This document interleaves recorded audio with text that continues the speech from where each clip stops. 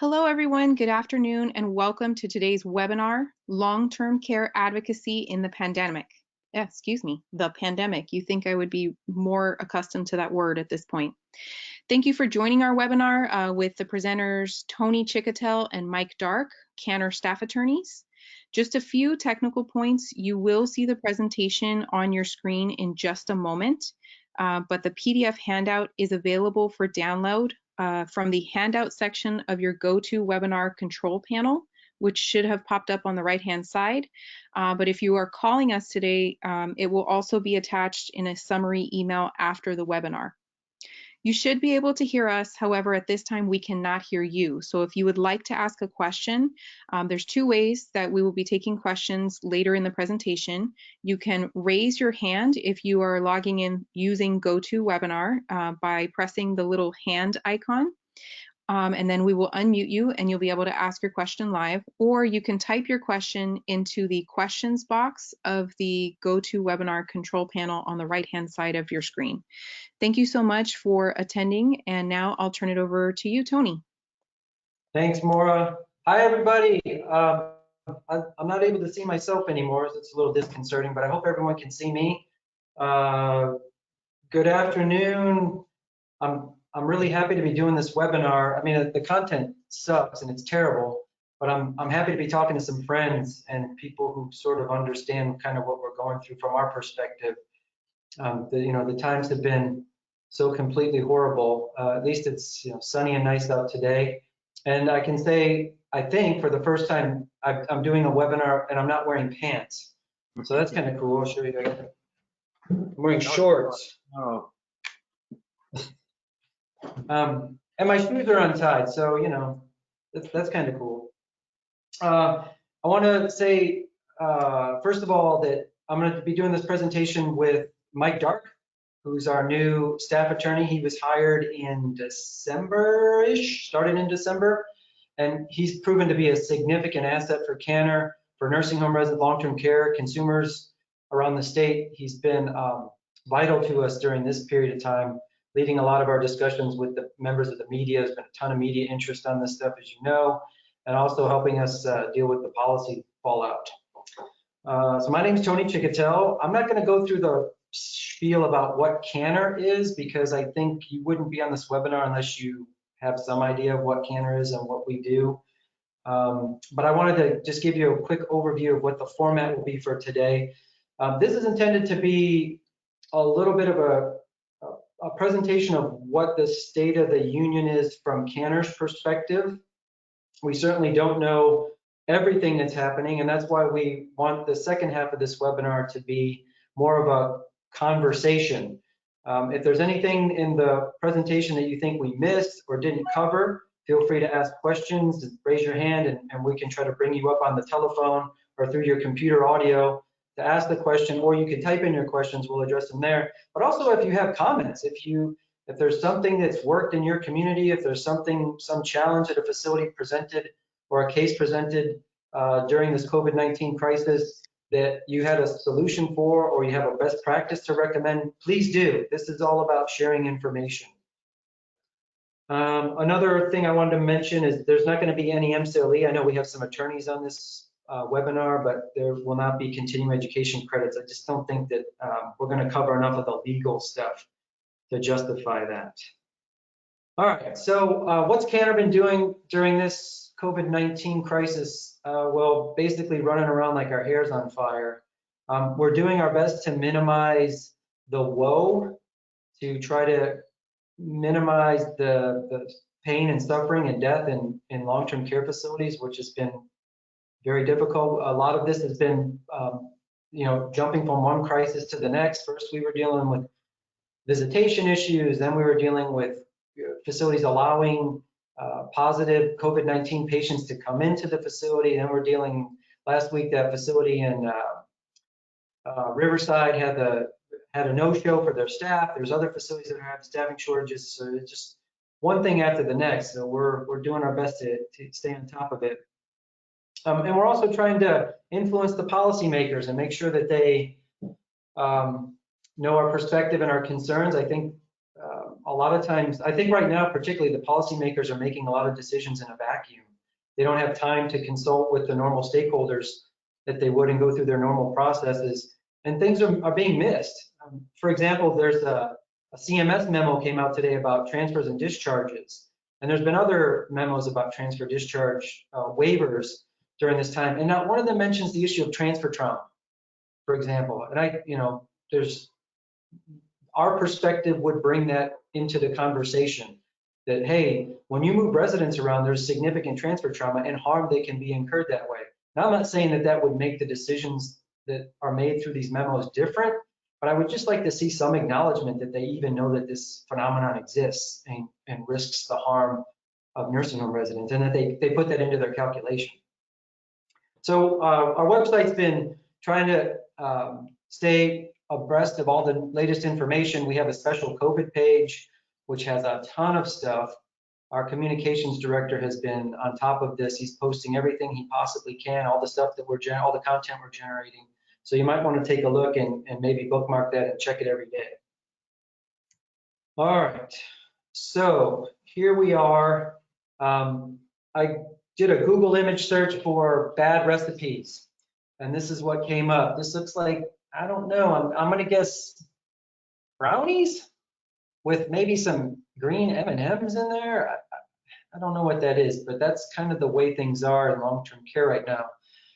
We have, as you know, this highly contagious, highly lethal killer of older folks that's running through the world. One of the first things that the public policymakers did in response to that was to remove a significant amount of oversight. They took the surveyors out of the buildings. We've taken ombudsmen out of the buildings, and we prohibited family members and friends from visiting. So that's a significant problem. California Department of Public Health, in the all facility letter 20-32, gave the green light to facilities to add residents beyond their census capacity. So they can be put into closets, janitorial closets. They can be put into activities rooms, dining rooms. As long as the beds are 6 feet apart, you can stuff more residents in there. And then on the flip side of that, they waived the staffing requirements, at least the 3.5 hours per patient day requirements. So that's a significant recipe for disaster, increasing the census and possibly decreasing the staff. We'll talk a little bit more about staffing later. And then AFL 20-32 also told facilities that they were going to have to accept COVID-19 patients. They would not be able to turn away a positive COVID-19 patient just based on their diagnosis. So we were very concerned about that. Now, DPH walked that back in AFL 20-33, but the walk back is pretty unclear, and there's still, I think, a significant number of nursing homes that either think that they have to admit COVID-19 positive patients or are using that as an excuse to accept COVID-19 patients. And then there's been no transparency, and we'll talk about that in a later slide. Tony, can I add one thing real quick? Yeah, absolutely. So I think one thing that's making this crisis so terrible for long-term care in California, especially in nursing homes, are problems that actually long pre-existed the COVID pandemic, especially infection control and understaffing. And so while we're grappling with all these issues that we'll be talking about in today's program, we also need to be thinking about this as a moment of opportunity for advocates, because what we do now may wind up having repercussions not just for the crisis, but for what happens after the crisis as well. Yeah, that's really good. And you can see why I think Mike is such an asset to CANHR. That's the kind of thinking we need. How to use this to build, to make sure that things like this don't happen again, specifically related to infectious outbreaks, but then also how to deal with crisis in general and where the weak points are in the long-term care delivery system. Okay, so this is the sort of the roadmap, the main things we're going to be talking about: visitation, residents coming and going, the issue of the infection being in the building, in the facilities. And then we'll talk about transparency, evictions, staffing, and there's a lot of stuff that just came in the last couple of days related on some of these topics. So this is very fresh stuff. Staffing shortages, and then what can we do as advocates? All right, and I'm sorry I don't have a picture of my kids. a lot of you know that I do webinars, I do pictures of my kids. It's not really the best time for that kind of stuff. But my daughter is at work. I don't know if you can see her. That's Zadie. She's watching some show. Hopefully it's somewhat educational. All right, visitation. This was a big concern about 5 weeks ago, 6 weeks ago now. I think for the most part, I think this has become our new normal, and we're not getting as many concerns about visitation calls as we once did. Visitation is pretty much prohibited in both nursing homes and assisted living facilities. You'll see on assisted living facilities, there is still some, there's still some possibility that family members are going to be allowed to visit if there's no COVID-19 in the community. I'm not aware of any California communities that don't have an outbreak, but there could be maybe in some of the rural areas. I just don't know. But effectively, visitation has been cut off from facilities, as you probably well know. When the visitation restrictions first went into effect, CMS, and particularly in the nursing home side, was verbalized a lot of reluctance. I mean, we don't want to do this at all, but we just have to for the benefit of the residents. And you don't have to worry as much because we're going to encourage or require perhaps the facilities to engage in robust other options for visitation, like using tablets and video conferencing and those kinds of things. Well, my response was it's really, really hard to get a hold of a nursing home resident who doesn't have a cell phone. His or her own cell phone is extremely difficult to get a hold of unless you are able to go into the building. And any of you who have ever tried to call a resident know that.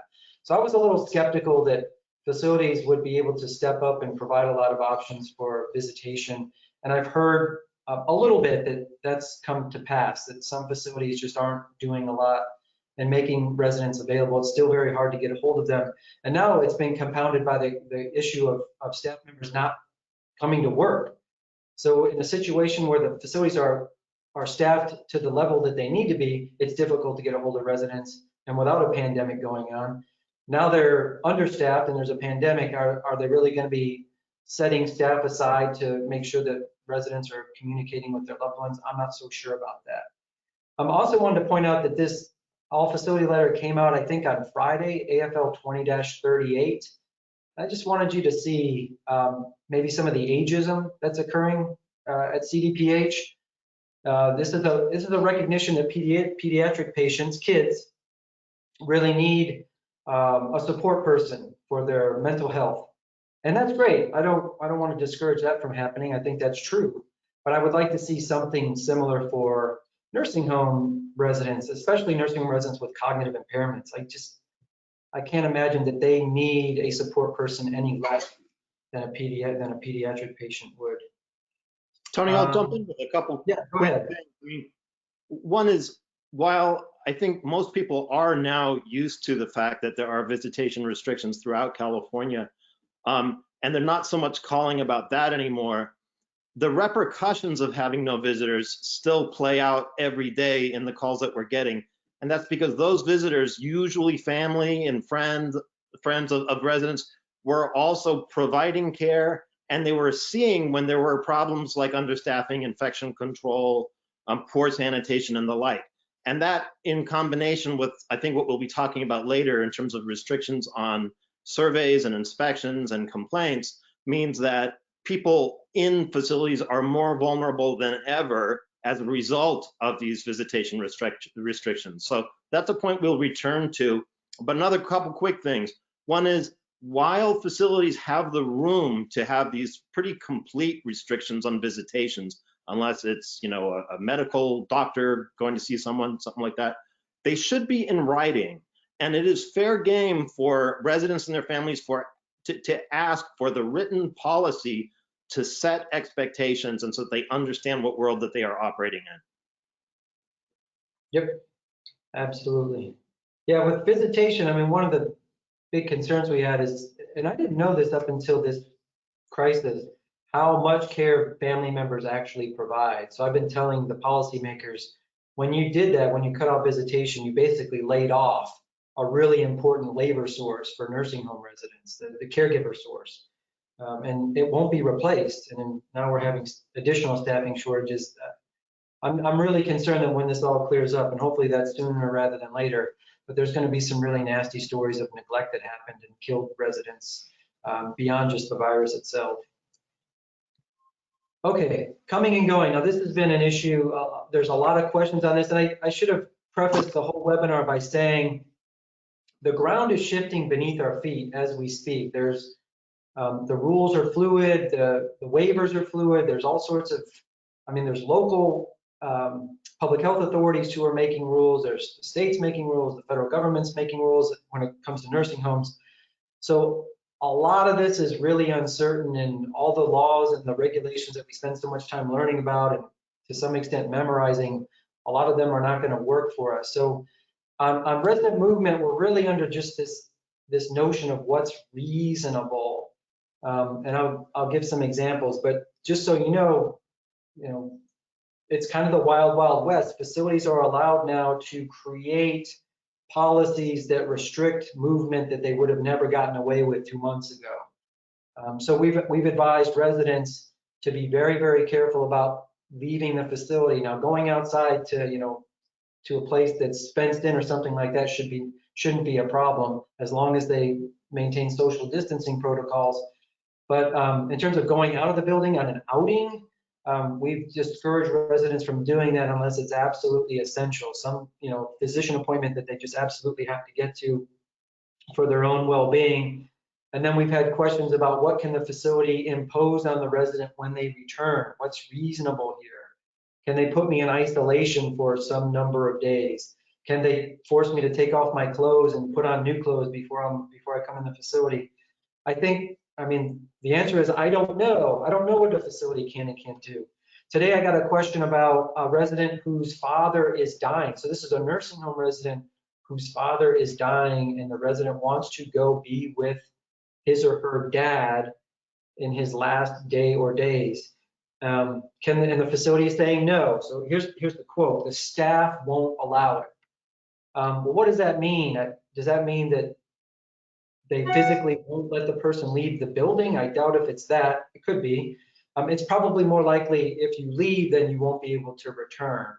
So what does that look like? What would be my advice to that ombudsman or that resident? My advice would be to document this, to put in writing what you want and to engage the facility in a conversation. What do you need from me to get peace of mind to let me return after my visit to my dying father? Maybe the facility is acting unreasonable, and if that's the case, then that could be documented. But I think there's probably some middle ground here. I'm thinking if the facility has the space capacity to do a short-term quarantine when the resident returns, that might be something. Maybe they could give the resident some PPE to take with him when he goes and visits his dying father. Maybe there'll be an agreement that he won't have any interactions with any other people. Maybe this facility has a way to get testing done, COVID-19 testing for this resident when he returns or before he returns. I don't know what the answer is. I just know that there should be some discussion and there's points here for negotiation. I would say that a facility is acting unreasonably if it's just telling somebody, no, you can't go see your dying father. There's got to be some alternatives provided. So I'll add a couple things there. Here too, there should be policies in writing, and you should know, residents should know, their advocates should know what they are before they go out. What we don't want to see happen is a resident leaving for what they think is even an essential trip, and then they try to come back and they're not allowed in, and the facility says they have a policy that forbids it. People should know before they walk out the door exactly what that policy is, and it should be in writing. Remember also that those policies about visiting often also apply to objects that are being brought in. And so if you're trying to send a care package or something into somebody, they may not let you do that for fear that it may bring in a virus. And then finally, just a small point. One of the reasons why Tony and I will be saying a lot, we don't know, is because so much authority has been devolved down by the state to the counties, but also to the facilities themselves. And so part of the trouble is that even if there is a policy which we all collectively on this call will think it is unreasonable. Right now, it is difficult, maybe not impossible, but difficult to challenge them. And we'll talk about this again a little bit when we get to advocacy, but that's why the situation is so fluid. Yeah. Thanks, Mike. Okay, now this is about the infection coming into the building. What's the state of affairs on this? I think we have a little more clarity than we had a few weeks ago. As I mentioned, AFL 20-32 made it sound like facilities were required to take infected residents in from hospitals. AFL 20-33 went out 2 days later, after there was, I think, some heat generated by the advocacy community and the nursing home community and the physicians of the nursing home resident community, saying that this was not a good idea. So DPH backtracked slightly and basically said, we're going to leave it up to the facilities, but if they think that they can handle this with enough PPE and they've got the staffing to do it, then they would be allowed to, it would be okay for them to bring in COVID-19. It would be expected for them to take in COVID-19. We know that some facilities adamantly are trying to keep it out of the building. Some facilities are very much open to the idea of bringing it into the building. I've been telling people that no matter what, if a facility grossly miscalculates its ability to handle infection control, and they bring in someone with COVID-19 and it leads to an outbreak where several other residents are infected and either suffer or die from it, I think there's potential liability for those facilities. As of right now, we're very concerned. Another fire that we're sort of putting out is the idea that nursing homes are going to be immunized for their behavior during this crisis. And I think that would be an absolute travesty, because as long as they, the expectations are they will act reasonably. Now, I know that the boundaries of reason are a little narrower than before because of the speed with which they have to make the decisions, but they still should be deliberating as much as they can and making the best decisions for the residents they promised to take care of. They haven't made promises to society or hospitals to take care of their people. They've made a promise to their residents, and they take money from the taxpayers to take care of those residents they've accepted. So 2 quick points. So Okay, go ahead. The Department of Public Health guidelines, the AFL 2033 that Tony's talking about, what it says is SNFs can accept COVID positive patients who may still be contagious if they're prepared and if they are able to comply with the CDC guidelines for nursing homes. Take a look at those guidelines for nursing homes, because they are very detailed and include things like having surge capacity for post-mortem facilities. And so I really question whether any skilled nursing facility could completely say that it is able to comply with those guidelines. I'd be surprised. Which brings us to another little sort of point of tension, and that is, who's really in charge here about such a significant decision? It's actually unclear. You have the California Department of Public Health issuing things like AFL 2033, but it also acknowledges, the Department of Health, that local county public health authorities ultimately have something like the final say. And it tips its hat to that idea in AFL 2033, saying these decisions have to be made in coordination with the county Department of Health.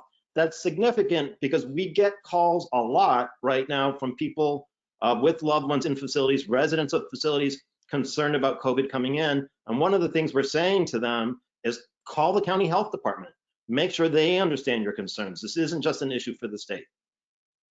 Thanks, Mike. And I also want to mention that this last issue that I have on this slide about hospital patients who don't have COVID-19, maybe they went to the hospital because they, broke a bone, had a fall, broke a bone. Now they're going to go to a nursing home for rehabilitation. I think they have every right to say, I'm not going to go to a nursing home with a known outbreak of COVID-19. We'd have to question their capacity to make decisions if they weren't asking those kinds of questions and making their placement decisions based on that. I raise this because hospitals are sort of notorious for not really being too concerned about the rights of the patients. And I think that we're probably in a situation where hospitals may be putting people in nursing homes where they don't want to go, which is it's just an exaggeration of a problem we already have. I want to mention, so any hospital patient that wants to refuse to go to a nursing home with COVID-19 should put that refusal in writing and make sure that's documented, so that if anything happens and they're sent somewhere that they didn't want to go and something bad occurs, they've established some liability on the part of the hospital. And that's if they know there's a COVID-19 outbreak, which leads you to your next point. Yeah. Okay, Mike, do you want to talk about the homegrown? Yeah, so what we were just addressing is the sort of policy and legal issues around the transfer of COVID positive patients into nursing homes. But of course, that's only half of the equation. There are also dozens, maybe hundreds at this point, of skilled nursing facilities and assisted living facilities in California, which already have COVID positive residents in them. How did they get there? Almost certainly through healthcare workers, through care providers who were working at other facilities, picked it up there and brought it in. We are not in this program going to try to deal with the very complicated rules that are issued mostly by the state DPH, also CDC, of course, and county health departments on how to handle these individuals inside the facilities. However, it is reasonable for residents and for their families to ask whether the facility administrators are taking the kinds of basic precautions that are being required. And that should include, screening of residents for symptoms. Forget about tests, no one has tests. Screen them for symptoms. Is that happening?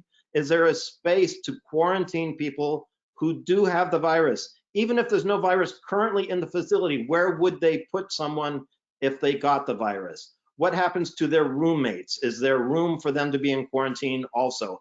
Also, all facilities, RCFEs and SNFs, of course, in a perfect world, would have adequate PPE. We know many of them, maybe most of them don't, but the Department of Social Services is advising, especially RCFEs, to go to county health departments to try to get county health departments to help them arrange to buy locally those PPE resources where they can. Yeah, I want to mention that one of the things I should have had on the recipe for disaster is that the fact that this issue is infection control in nursing homes and RCFEs. Nursing homes in particular have had a long-standing problem with compliance with infection control requirements. I want to mention, because this is a staggering, sobering kind of news piece, when the COVID-19 first kind of broke out in facilities, the CMS decided that it was gonna pull the priority from doing, from annual surveys into infection control focused surveys, which seems like a good idea. So with COVID-19 happening in America, CMS was going into nursing homes with specifically looking at infection control compliance. And they found that with a surveyor in the building and COVID-19 running around the world, 36% of the facilities were cited for not complying with hand washing protocols, and 25% were cited for not complying with PPE protocols.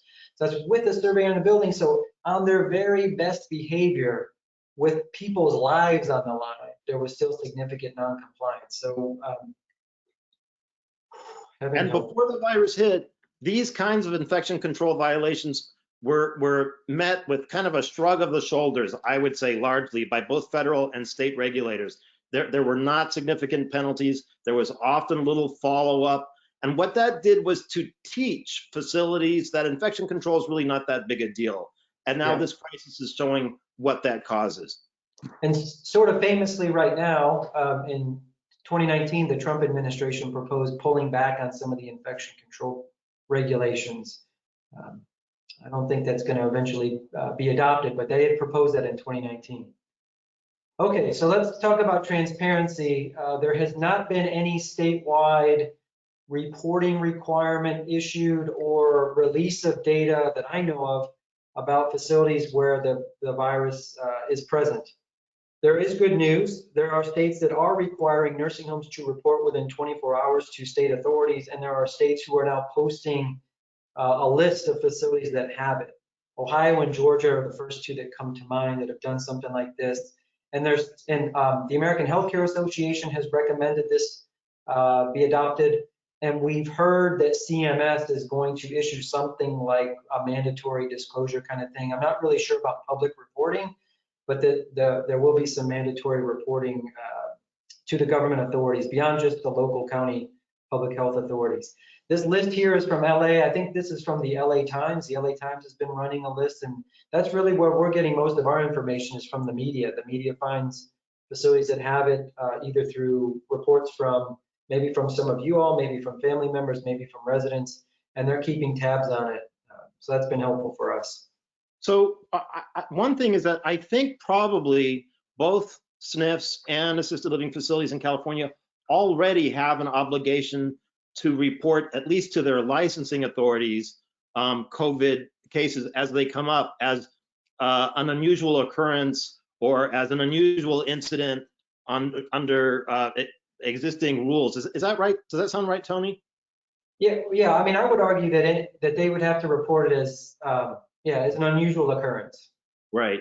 So that information should be collected by the state now. The problem we're having is that both county authorities, many county authorities, and the state is not making that information available to the public.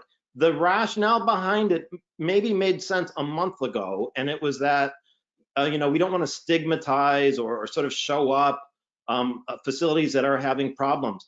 But with the virus spreading now so widely throughout California, depriving consumers in California of that information means they can't make well-informed decisions about whether to keep or to go into a facility, whether to pull someone out, God forbid, or whether they might want to transfer into a different facility. It's not possible.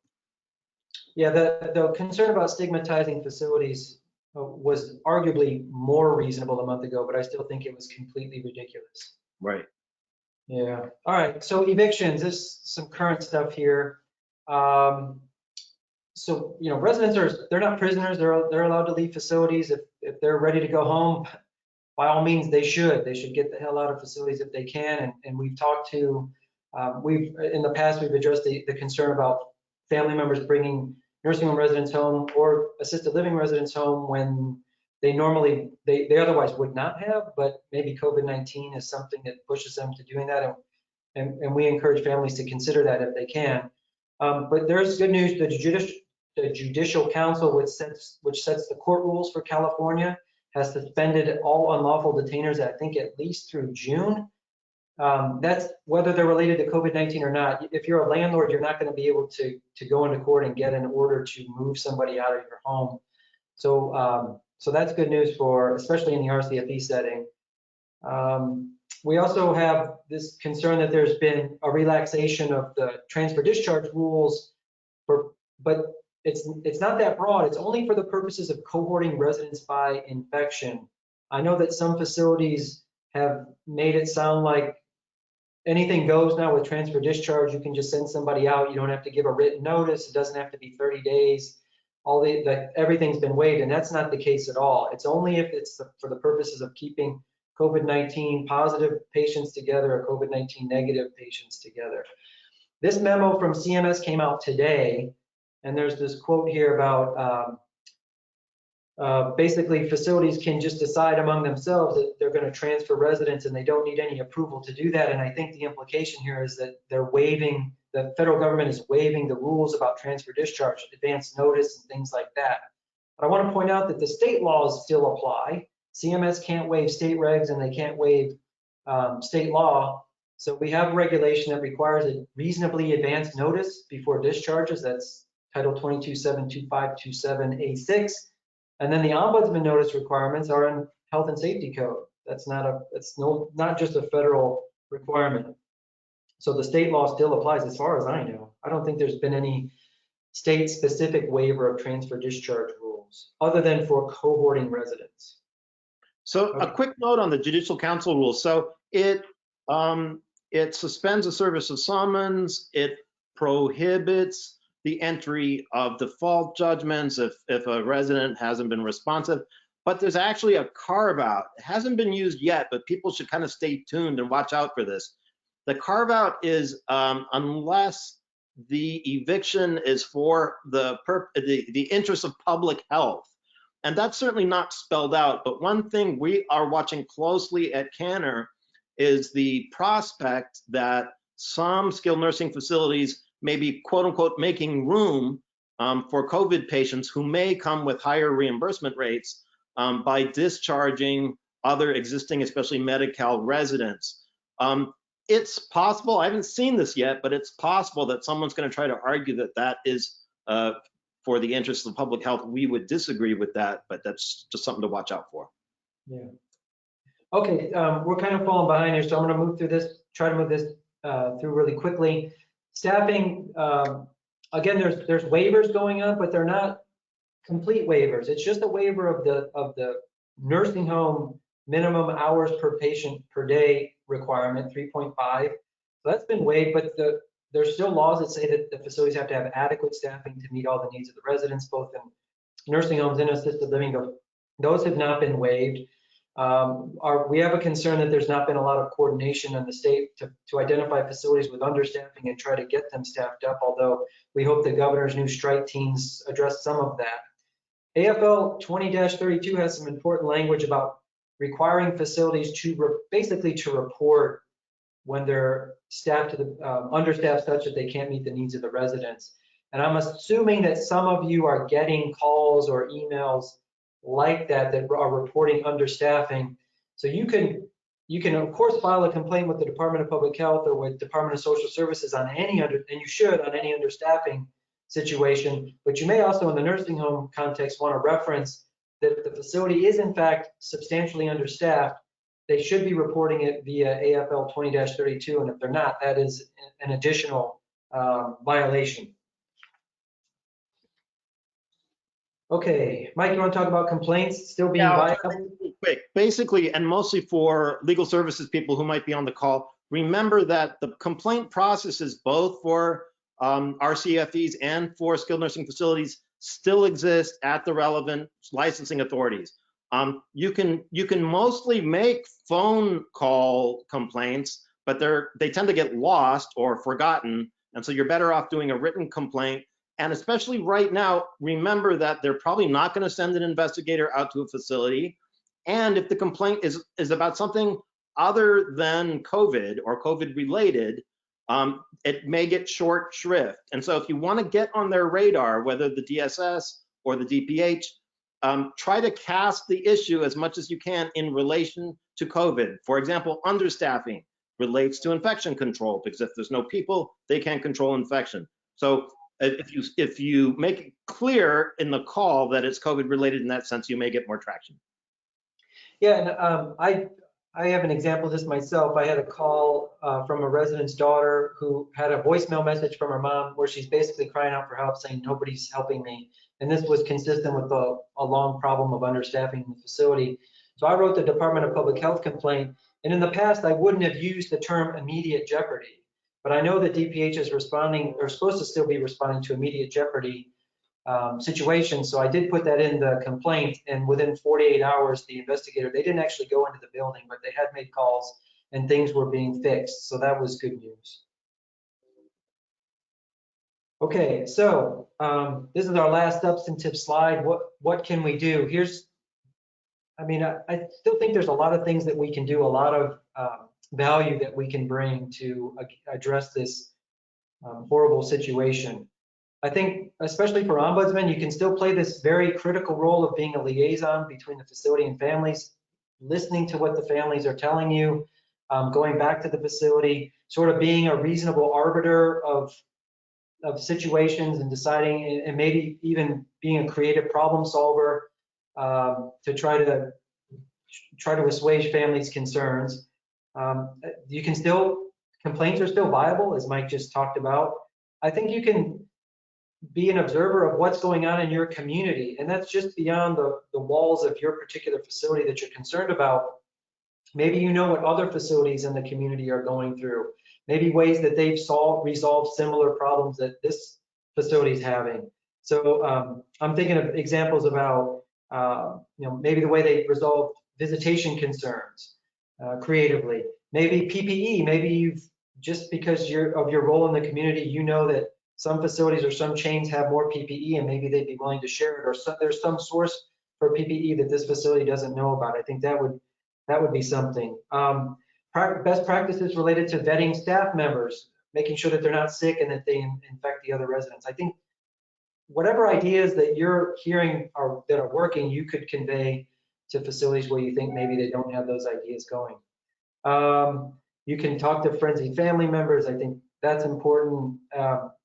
For CANHR, it's really important to let us know what you're seeing, where the challenges are, problems that you can't resolve. It would be good to know so that when we have we've been doing a lot of pushing. We've been writing to the governor and to CMS and to DPH and Congress. We've been involved in discussions with congressional staff. When we know where the problems are and what the possible solutions might be, then we can convey them, communicate them to state and federal policymakers, which I think is really important. And I also want to mention just real quickly on signing advanced healthcare directives, there's been a lot of concern about witnessing, and we have some ideas. We put them in a fact sheet, and there's a link to the fact sheet. But generally, you can still witness document signing if you can get to a window. And I also talk about the idea of video streaming the signature, the signing of documents. So you're still required on the healthcare directives in nursing homes, and there may be ways to still do that right now. And I think Real that's quick, all I got. Mike, is there anything else you want to say? Yeah, real quick. I think one of the biggest day-to-day issues we're seeing and calls that we get is just a simple lack of communication between facilities, residents, and their families.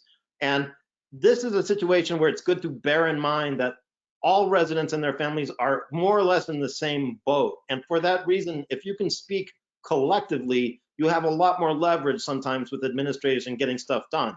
And so because an administrator doesn't want to call 40 or 50 people and say the same thing over and over again about what's going on inside the facility, suggest collectively as either a family council or just a group of interested families that what they might want to do is set up like a conference call periodically to get updates, but try to speak with one voice when you can. Yeah, absolutely. And Pauline, could you mention the Medi-Cal eligibility and the government benefit, the checks that are coming? Sure. I want to share my screen so I can show on our CANHR website where we have that, so no one has to memorize it. Should I go to stop showing my screen? Yeah, actually, can you just go to the CANHR website from your screen? We have a new section called Medi-Cal Updates. Yeah.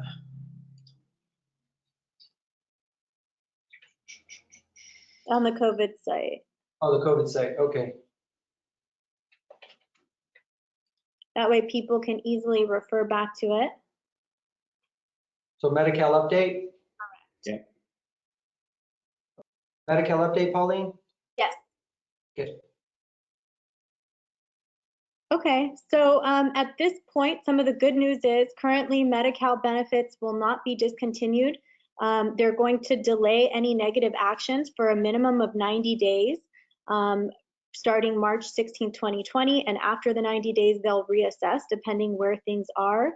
Annual redeterminations, you cannot be asked to provide paperwork to maintain your Medi-Cal benefits. So counties were instructed to delay redeterminations for a minimum of 90 days. And more good news, the recovery rebates are going to be exempt for a period of 12 months. So people receiving those rebates can, use them, and if they don't use them within that month, it'll be considered exempt for a period of 12 months. And for SSI purposes, it will also be exempt, just permanently, it will be exempt. And then for unemployment benefits, the additional $600 weekly payments, those will be completely exempt. And for processing Medi-Cal applications, it's really important to contact the Medi-Cal office and find out the best way to get them to them. Some counties have drop boxes, or most counties have drop boxes, but not each location has a drop box. So you'll want to make sure if you're looking to drop off a paper application that you find a location with a drop box. But right now, the easiest way to apply would be online or by phone. And that's about it. But if you have any questions, you're welcome to email me. You could send the email to canhrmail@canhr.org. I receive all those. So if you have any follow-up Medi-Cal questions. And another thing I did want to mention is that for people who are taking a leave of absence from the facility for Medi-Cal purposes, Medi-Cal can still cover. You can take a leave of absence of, I believe, up to 19 days. So that is one option. It's on our website under Home for the Holidays. We post something every time around December about what the rules are for Medicare or Medi-Cal if you want to take temporary leaves of absences from the facility. So if someone's considering taking a loved one home, they may want to look at that if they're worried about maintaining their coverage through Medicare or Medi-Cal in the facility. Okay, thank you, Pauline. All right, so now I'm looking forward to hearing what you're experiencing, any thoughts you have about or concerns that you have that's going on in your community, things you've identified as being best practices or good practices, good news maybe, challenges. And I'll just remind everybody that if you would like to talk during today's call, you can raise your hand by pressing the hand button on your GoTo webinar control panel. And then also you can type in questions on the control panel as well. So we have a couple of questions, Tony. We have a SNF will not allow their resident to visit his dying father. The resident wants to stay out for days, not just hours. Yeah. So, I mean, I talked about ideas to have a discussion with the facility about what their concerns are and bring them into the discussion in terms of what do you need for us to get there. For me to go visit my dying father, I think multiple days is tough. In that situation, I'm wondering if this resident really needs to be in a facility, in a nursing home. Maybe they could just make it so that okay, I'm gonna go visit my dying father and wait out this coronavirus thing, and then I'll come back. Of course, we would recommend that they negotiate this in writing, that they have the right to return, and when that would be triggered, so that there's no uncertainty about what everybody's agreeing to do. But that might be a possibility. It sounds like maybe this is a younger resident, so maybe they've got a little more physical ability to take care of themselves than the average nursing home resident, or maybe they've got some other source of care provision while they're gone. So that might be one way. But I think if they're just asking, can I go until my dad dies and then come back, I think the nursing home is right to be concerned about that. Okay, and we have a question from Adele.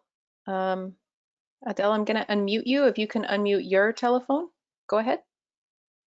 Okay, thank you. Hi, Tony and Mike. I'm Adele Dunnigan, and I'm an ombudsman. And I have a question about RCFEs that are, say, for profit, and they want to do routine admissions because of financial reasons. They want to keep their beds filled. But even if they screen, I'm also a registered nurse who's retired. They can screen with fever and that kind of thing, but there's so many unknown carriers. If they're just admitting routine people that aren't of necessity, who already have a home, and it's just a matter of they can, easily postpone their date. There's no emergency admissions to an RCFE. What do you think about that? Yeah, I'm concerned. Go ahead. I'm concerned somebody will bring something in. Yeah, as we all are. I would say that RCFEs, our recommendation to not allow any COVID-19 positive patients is the same in RCFEs, maybe even more so than in nursing homes, because unless the RCFE has instituted, CDC compliant infection control policies, I think it's a significant risk to the other residents there for the reasons you raised, which is they may be asymptomatic and show no signs of COVID-19, but bring it in and infect lots of the other residents and staff there. So my recommendation would be facilities don't take anybody unless they have a COVID-19 negative I test. think, I'm sorry. I think the question's broader than that also. I mean, those are all good points, Tony. I think the problem being raised or posed by this question maybe is that facilities are just in the normal course of business continuing to admit new residents, not COVID patients, they're just new residents. Yeah. And without a test, That's correct. it's just not possible to detect who could be contagious for the virus, who could be shedding the virus. They might be completely asymptomatic. I am not aware of a rule right now which forbids our CFEs or other facilities from just admitting new patients. However, this is where there could be longer term legal repercussions for a facility that does the wrong thing here. Because if they're not taking good precautions to ensure that people who may be positive for COVID get into a COVID naive population inside of a facility, I think there's a legitimate and a good argument for legal liability down the road.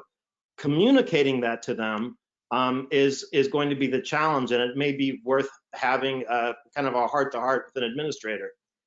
I did have a heart-to-heart with the administrator. How did that go? Well, you know, she said that she was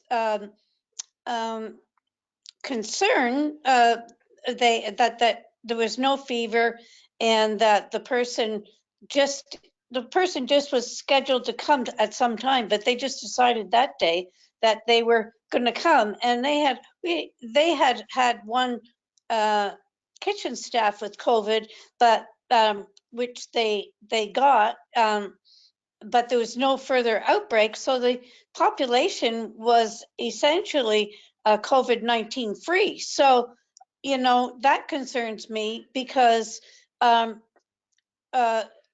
there's individual apartments, that you restricting the new resident from walking around, there's no way of dealing with that.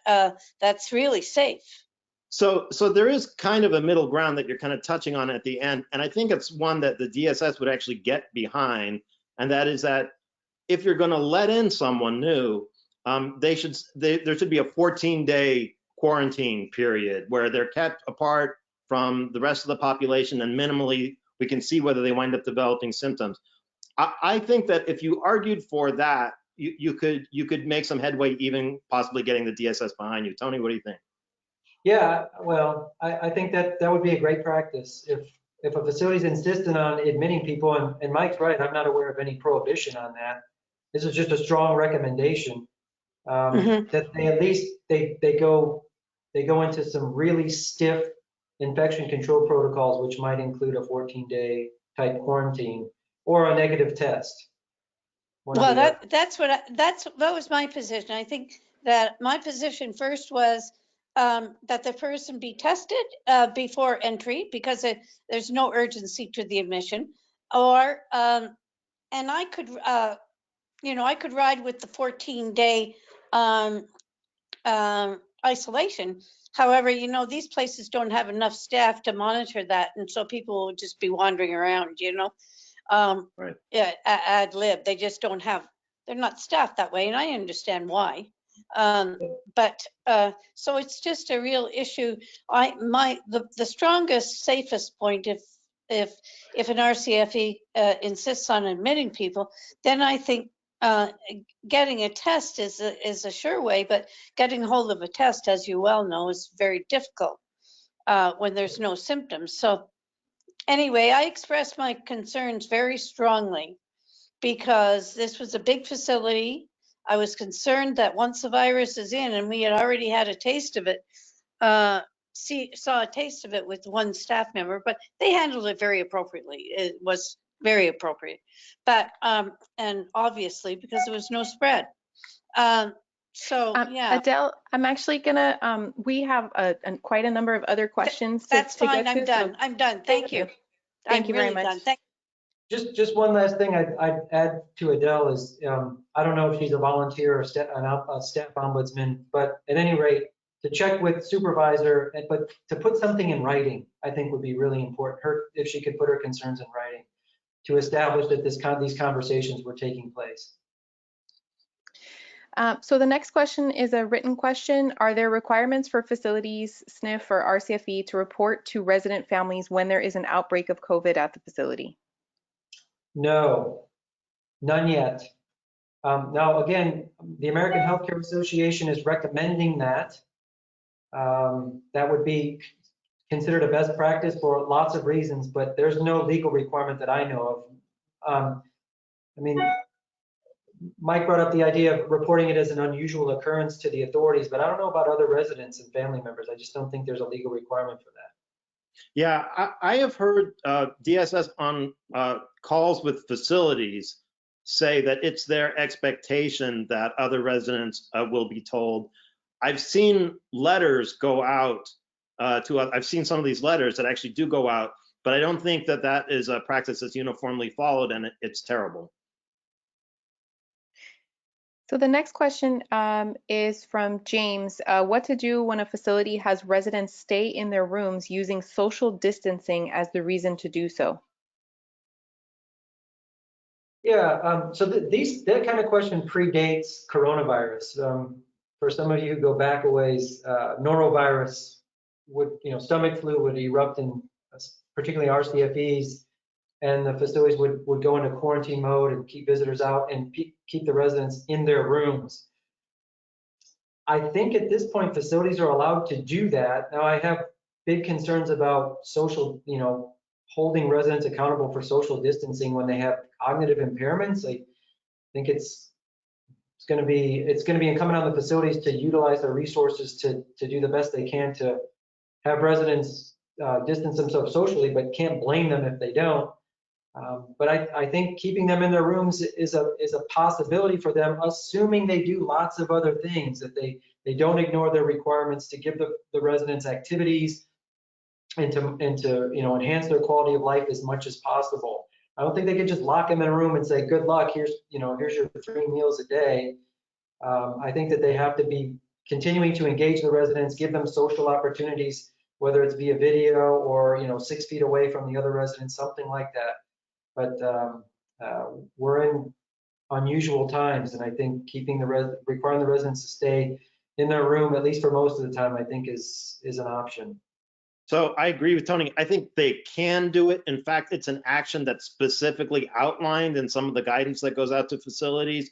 But that does not mean that if someone has a medical appointment that they need to go to outside the facility, or if someone just wants to go home, it is not jail, and they can't be kept in there against their will. Okay, and the next question is, if a resident from an RCFE goes to the hospital to be treated for a UTI and returns back to the RCFE the next day, what is the protocol on their return? And what if the resident shares a hallway bathroom with other residents? Yes, so I think the question as to what is the protocol, there is no state or federally mandated protocol there. I think in assisted living, we would hope to the facility, kind of the same issues that Adele brought up. If a resident's going out, they're asymptomatic, but they're going to a hospital, which is a place where there's going to be a lot of potential infectious disease that they're exposed to. They're there for overnight to me is not insignificant. Could they require a negative test as a requirement of readmission? I think that they certainly could, and I think that the hospital would probably make a test available to that resident if that was their only way to get that resident placed back into the assisted living facility. So this is one where you are may make a difference. So in Los Angeles County, for example, the Department of Public Health has explicitly said, no, if someone is in the hospital for something that has nothing to do with COVID, if they broke their hip, or if they, had dialysis or whatever, that is not a basis to forbid them going back in the facility. But as we've been saying, there's an enormous amount of discretion that facilities are exercising right now. and there's not a whole lot that can be done about it. However, I don't think anyone relaxed or suspended the bed hold rule, right, Tony? That's right. So you would still have recourse. It's the recourse that you would always have if you tried to get in and they didn't keep your bed for you. The hard part is going to be making sure that you get the right process, which is just tough right now. Yeah, this is all just so super uncomfortable for me. I mean, there's been no greater friend of the bed hold or the hospital dumped resident in California than CANHR. And it's just tough to have the situation exist where we put other things in front of, or give higher priority to other concerns than to the right to return to where you live. And that's a really tough hypothetical. And I will say every situation, every case is going to be, sort of a fact by fact kind of thing, case by case kind of thing. Different sets of facts would have to be considered very carefully before I could actually give a final recommendation on any of this. But that's a pretty tough one where they went out. It's not COVID-19 related. It was a UTI. They went for stabilization, got some medications, and they're coming back, let's say 15 hours later. I don't know what the protocols are for that. I think it's facility by facility. I think they should be let back, but that's an argument someone would have to fight. Okay, the next question, comment, and I just wanted to note that we are at 3 o'clock, but we're okay with going a little bit over to talk about some of these questions and kind of issues. Yeah, we're absolutely willing to go over. If people have ideas and observations they want to share, I invite you to, please. Okay, so this comes from Stephanie Coughlin, and apologize for my pronunciation because I am Irish and I think you are too, and so I should be able to say that. One of the biggest problems is getting in contact with someone at the facilities. It does not matter if it is a large SNF or a small RCFB, they don't answer the phone. Is there any way to require facilities to set up emergency information phone numbers as part of emergency preparedness? Is there any way to require that? Not easily. Yes. No, it'd be very difficult to get the state to impose this requirement. Now, the CMS memo that talked about visitation restrictions, this was issued back in March, and I can't remember the number, but it specifically said facilities, you're able and you're expected now to exclude visitors, but here's the things you're supposed to be doing. And part of that in our slide said easing the minds, easing the anxieties of the family members of the residents to make sure that they know that everything's okay, or if things aren't okay, that they know that too, so they can make decisions based on that. If a facility is not providing that information, I would say they're in violation of CMS mandated policy. And I think you should file that as a complaint to the Department of Public Health. And same thing with assisted living. If that's an assisted living, got a situation where family members just don't know if the staff are showing up. They don't know if their loved one is having good days or bad days, what their experience is like here. I think they make a complaint to the Department of Social Services and they get some questions that, or get some answers that way. And if the surveyors or the LPAs can't provide those answers, then let us know and we'll put some pressure on DPH DSS. And this is a scenario where I think having some numbers on your side will help, because you can make the argument to the facility like, look, do you want to be fielding 50 calls a day, or would you rather do one? Right. This is something that's in their interest as well as in your interest, and that's worth a shot. Yeah, well, I mean, facilities should, I mean, there ought to be some person there who every day, their job is to post something on the internet, or send an email, or do some sort of, Google Hangout or whatever it takes to just say, okay, this is the way things are today. Here's where we are. Just to put minds at ease, as Mike mentioned, just a periodic update that's given to all the residents' family members out there, I think could go a really long way. And then they wouldn't have to deal with 50 calls. Okay, can a SNF tell a patient that they must use/have the facility medical director as their doctor, and that their PCP, who sees them on the assisted living side of the facility's building, can no longer see or treat them? No, that's an easy one.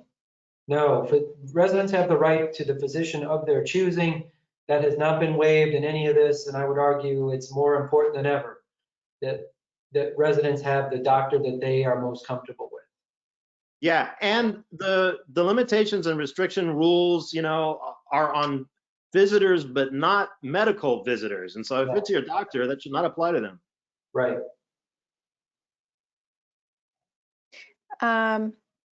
How will facilities issue discharge notices when residents lack capacity and POAs or surrogates can't step into the facility? Well, I guess they mail them or email them or fax them or however, or maybe even just call them up on the phone, call up the POA agent on the phone and read it to them. They're not, just because they don't, and I suspect that this happens, you know, outside of COVID-19 where they want to discharge the resident and the family member doesn't visit very often and can't be physically handed the notice, so they have to mail it to them or get it to them some other way. Yeah, there's lots of ways to get the notice to them. But it's also worth remembering at this point, although this is a more complicated question with someone with capacity problems, that if someone doesn't want to go right now and has, you know, they got an eviction notice or their family got the eviction notice, it is very difficult for facilities to use legal process to enforce an eviction right now. Because of what the Judicial Council did, but also because most courts are closed unless it's for some really extreme kind of emergency, which doesn't include unlawful detainers. Yeah, so that it's an interesting situation where if a facility wanted to move a resident for cohorting purposes, which is permitted, and they don't have to follow the normal procedures, but the resident just says physically, I'm not leaving, I'm not moving. Would the facility staff be able to actually physically put their hands on that person and move them against their will? I don't think they would without a court order.